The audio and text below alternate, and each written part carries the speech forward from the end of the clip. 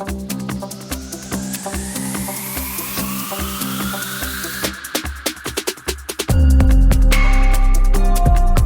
markets hit all-time records fueled by great earnings reports from large tech companies including Amazon and Google, as well as the big banks. These records contrast greatly with the challenges of the typical small Main Street merchant who's just struggling to stay afloat and get by. And guess what? It turns out it's not just small merchants that are having a tough time. So are small banks. In this edition of the Commerce Code podcast, are small banks being left behind by big tech and fintech?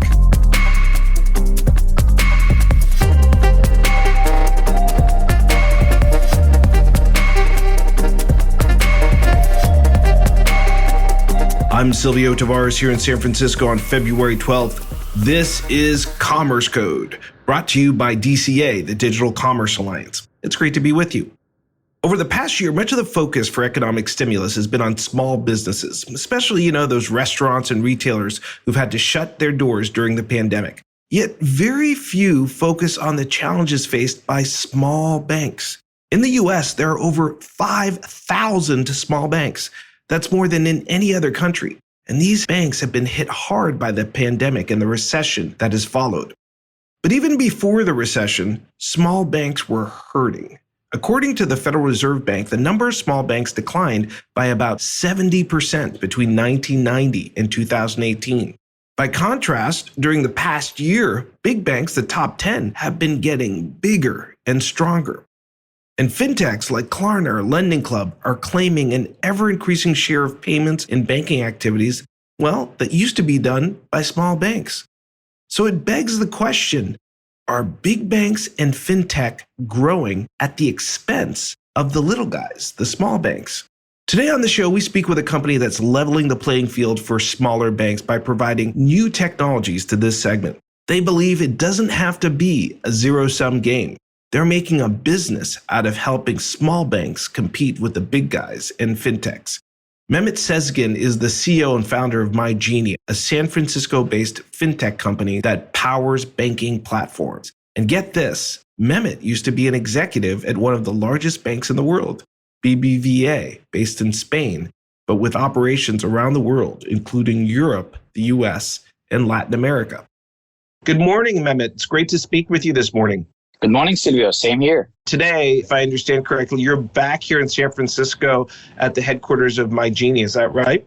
Yes, that's correct. A lot has happened since we last spoke. And one of the big surprises is that, in the last recession, many people really think that the big banks caused the last recession. But this time around, in sort of the pandemic-induced recession, large banks have actually done a pretty good job in navigating and also growing. They're doing things like investing in fintech companies, setting up venture arms here. But then there's the other side of the coin, the smaller banks, and they don't have the same resources as the big money center banks like Chase and Wells Fargo and Bank of America. How are these smaller banks doing competing in fintech and just surviving the pandemic? That's an excellent question. When it comes to crisis and opportunities, usually we find out that in some cases, like 2008, it's the big banks which have the trouble and the stress of all these different elements coming toward them. But in this case, I think we find not only that the big tech companies have fared definitely well, but also the big banks, because of their existing infrastructure, especially with mobile banking, I think they fared well because of that. The community banks, the credit unions, even regional banks, they actually emphasize their branch presence, human touch, ability to know the people so that they can be more personal.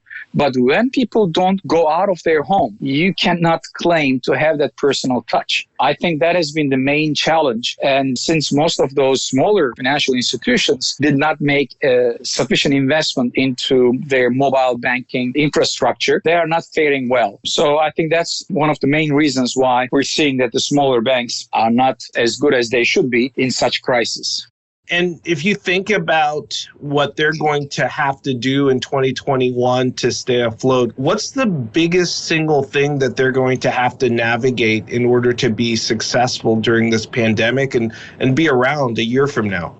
Excellent question. There are three things they can do, and I think two will not be timing-wise smart for them. So three things. One, they can start investing in their IT. Even if they had the money and the resources, it's going to take time. We all know it. The second thing is try to work out with their processors, system providers to get higher priority. And that is also another very high priority, unfortunately, because there are a couple of processors in the US which provide services to these thousands of banks, and you got to get in line into that priority list. So I think the only option that is in front of the smaller banks is work efficiently with fintechs. And that's where the interesting dilemma comes, because as you just pointed out, most big banks already invested, acquired, and have been working with fintechs. But smaller banks, they just relied on their existing relationships. There are hundreds of fintechs, many of them actually coming out of Silicon Valley and San Francisco and Bay Area. These fintechs are looking for clients to prove their business cases.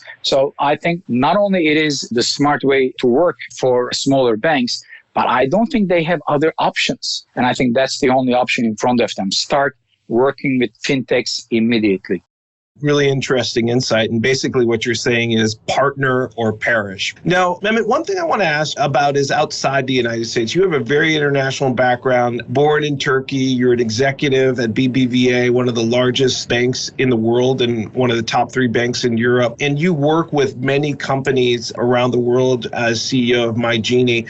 What we've seen is because of initiatives in Europe like open banking, the mobile payments and mobile fintech revolution in Asia, those markets in some areas are actually leapfrogging the United States. So we can look at those geographies and see a little bit of what's coming next to the US. What do you see banks doing in Europe and Asia specifically that they're not yet doing in the US? Well, I think we can categorize them into 3 main areas. One of them is the contactless payments. The rest of the world outside of the United States definitely moved earlier on EMV, the famous chip migration, and therefore they had a jump start in contactless technologies as well. So now majority of the transactions in most of the markets outside of the United States have been using contactless payments, and US, especially smaller banks, they're now trying to see, hey, can we convert our cards into contactless technology? And I think it's already too late because consumers want the mobile phones, not contactless cards anymore. The other thing is in terms of working with merchants. Most banks around the world use their commercial relationships to establish merchant relationships as well, creating offers to their own cardholders. Right now in the US, it is so late to say, hey, why don't banks start acquiring relationships? But they can still start reaching out to their commercial partners to say, hey, what is it that we can do to help you and help our cardholders at the same time? The third thing we see is the installment payments. It's not everywhere in Europe,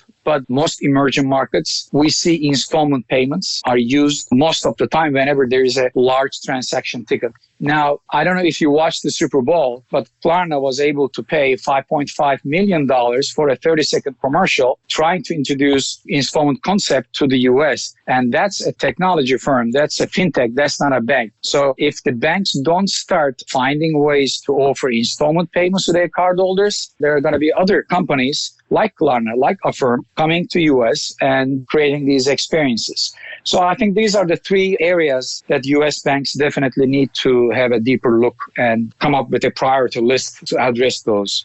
Yeah, I did see the Klarna ads, and Klarna, as you know, is a Digital Commerce Alliance member and has been for some time. And it is fascinating to see a Swedish unicorn company bringing payments and banking innovation to the U.S. and doing it in such a successful way. An indication of some of the innovation that's happening outside the U.S. being brought now to the U.S. Very great example of that. Now, at MyGenie, you're one of those companies, right? You're one of those companies bringing innovation to small banks and actually all banks.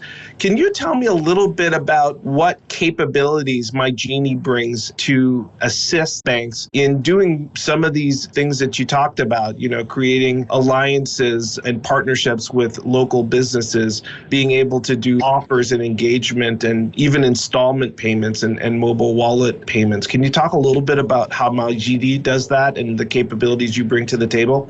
Sure. As you rightly said, based on the experience that I had in my career, the system we created is very flexible in terms of combining all these different types of relationships into one platform. I think the first thing we do is that we provide a platform where the banks, the issuers can combine all these different things into the same platform. The other thing is customer engagement. Mobile banking apps, we use them whenever we need to use them. And what myGini does is that it takes that mobile banking app and then is able to send push notifications related with your location, situation and relationship with the bank or with the transactions you generate. So all of a sudden, the banking relationship moves from being passive into an active engagement. And that's, Silvio, what we find very, very important in providing a loyalty platform. The third aspect is we mentioned installments. We're trying to help the banks to create those experiences. So we have a whole installment engine where the bank can generate different offers. For instance, it could be a different bin range customer segment. It could be a certain merchant or merchants. It could be a certain time. And based on that criteria, we're able to use our push notifications to send precisely that particular offer to the cardholder whenever there is a transaction. So what happens with that is the issuer bank keeps the volume on the card rather than losing it to a consumer loan of another bank. And I think that's very important. Well, thank you very much for sharing your wisdom, Mehmet. It was great to have you back on the podcast and great to have you back here in the San Francisco Bay Area. Well, thank you. It's always a pleasure to speak with you, Silvio. Thank you very much. That's Mehmet Sezgin, the CEO and founder of mygenie, talking to us from San Francisco, California. Coming right up, some closing thoughts on the social value of small banks.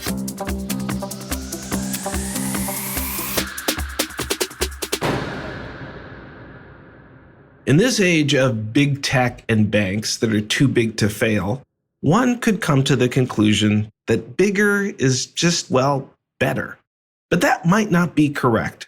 According to a recent article by Raphael Bostic, the president of the Federal Reserve Bank of Atlanta, and I quote here, "Small banks bring truly unique benefits to the communities where they operate, particularly in rural areas and underserved urban neighborhoods. Small, locally based institutions have always been vital to small business, agricultural, and consumer lending." Now, interestingly, Raphael Bostic is the first African American to serve as a Federal Reserve Bank branch president. He points out that small banks are much better at serving African American, minority, and farming communities. So, in an age where income inequality has been exacerbated by the pandemic, small banks may play a critical role in righting past wrongs. Simply put, bigger may not, in fact, always be better when it comes to banks. For the Digital Commerce Alliance, take care of yourself and take care of each other. God bless you. This is Silvio Tavares signing off.